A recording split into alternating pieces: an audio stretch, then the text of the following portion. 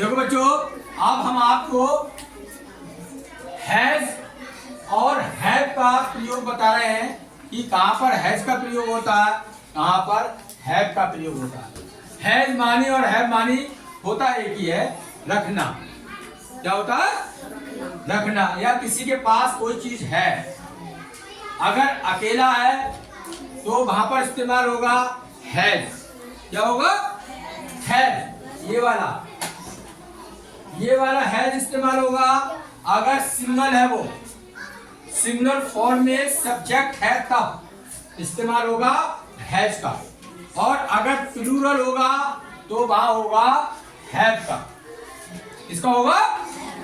अब कहां का, यानी कौन से सिंगुलर है कौन से प्लूरल है, ये सब्जेक्ट लिखे हैं आई वी यू जे, ये है प्लूरल। कैसे बच्चों? इनके साथ हमेशा हैव आएगा। क्या आएगा? नहीं आई समझ में? आ गई। ये जो है ये है सिंगुलर सब्जेक्ट है, इनके साथ हमेशा आएगा है। नहीं आई समझ में? आ गई। अब यानी सेंटेंस को कैसे पहचानोगे, हिंदी के सेंटेंस को कैसे पहचानोगे और उनको अंग्रेजी में कैसे बनाओगे, तो उसको ध्यान से देखना है। क्या है? पहला है मेरे पास एक कार है। अच्छा, दूसरी बात ये भी समझ लो, आई मानी होता है मेरे या मैं, मेरे या मैं, मेरे भी आता है, इस्तेमाल होता है। बी मानी होता है हम या हमारे, हम या हमारे। यू मानी होता है तुम या तुम्हारे। दे मानी होता है वे या उनके, वे या यहाँ पर। ही मानी होता है वह या उसके, ये लड़के के लिए होता है, या उसके। ये मानी होता है वह, ये होता है लड़की के लिए, किसके लिए होता है? या उसके। इट मानी ये, राम मानी राम, सीता मानी सीता, ये नाम है, ये भी अकेले। तो पहला सेंटेंस कैसे बनाएंगे, ध्यान से समझिए, बहुत आसान है। मेरे पास एक कार है, सब्जेक्ट यहां उठाओगे, मेरे की अंग्रेजी क्या है? I have a car.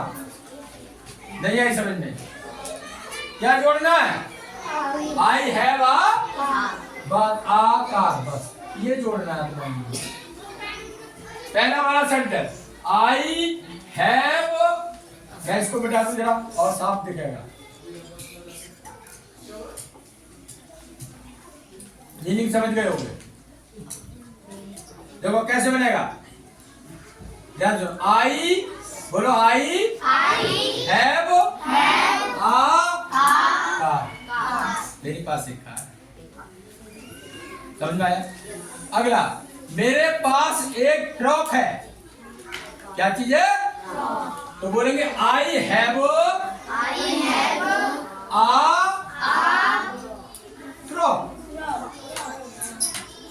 कितने आसान है बोलो, टिपिकल लग रहे हैं क्या? अगला, हमारे पास एक गाय है। हमारे पास एक गाय है। हम या हमारे की अंग्रेजी होती है वी। क्या होती है? तो बोलेंगे वी हैव आ काउ। कैसे बोलोगे? We have a cow. समझ में आ गया? हमारे की अंग्रेजी बी की अंग्रेजी दूसरी होती है हम या हमारे। अच्छा, अब आया तुम्हारे पास एक कुत्ता है। तुम्हारे पास एक, समझ लेना ध्यान से। यू मानी होता है तुम या तुम्हारे, तुम या, समझ में आया? तो क्या बोलेंगे? यू हैव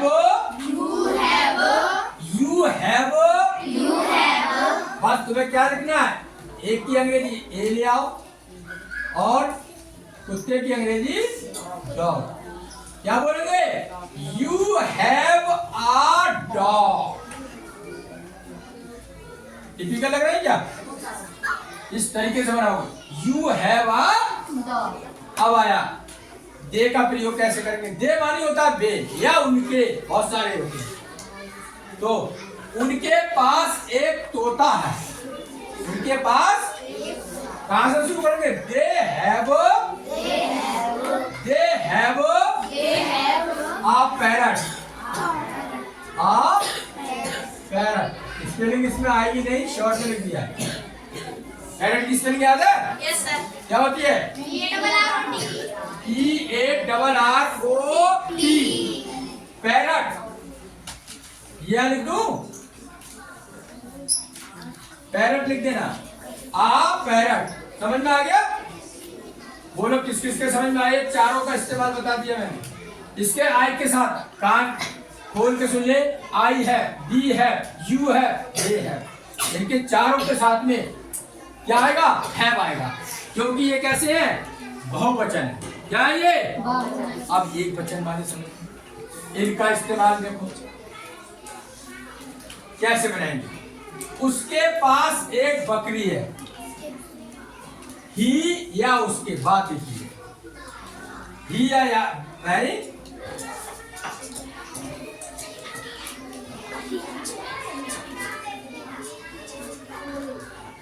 हाँ, तो देखो मैं इसको जरा हटा रहा हूं यहां से थोड़ा सा, और हटा के मैं बना रहा हूं अगले वाले जो इस बॉक्स से बनेंगे।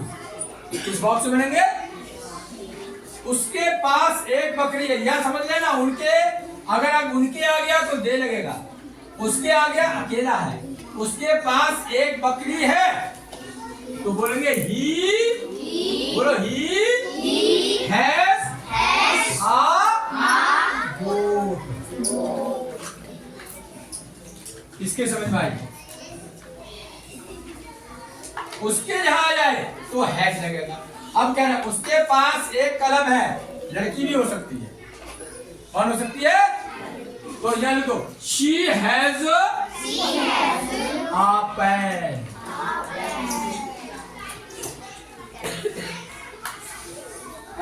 अगला, राम के पास एक कार है। कैसे लिखेंगे? राम हैज, यह देखो, राम हैज अ कार। हम कहें सीता के पास एक मोबाइल है। कैसे बनेगा? बोलिए। Sita has a mobile. Mobile. हम कहें प्रतीक के पास बाइक है। कैसे बनेगा? हाँ, प्रतीक हैज अ बाइक है। हम कहें निक्की के पास एक जीन्स है। कैसे बनेगा?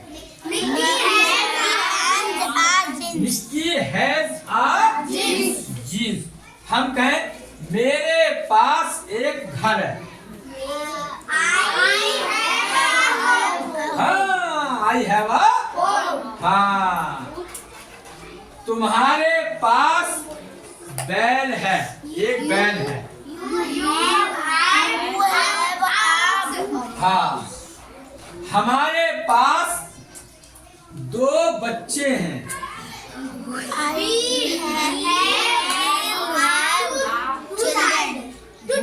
हाँ, तुम्हारे पास एक घड़ी है। यू हैव अ, तुम्हारे पास एक घड़ी है। समझ में आया? हाँ, उनके पास एक टोपा है।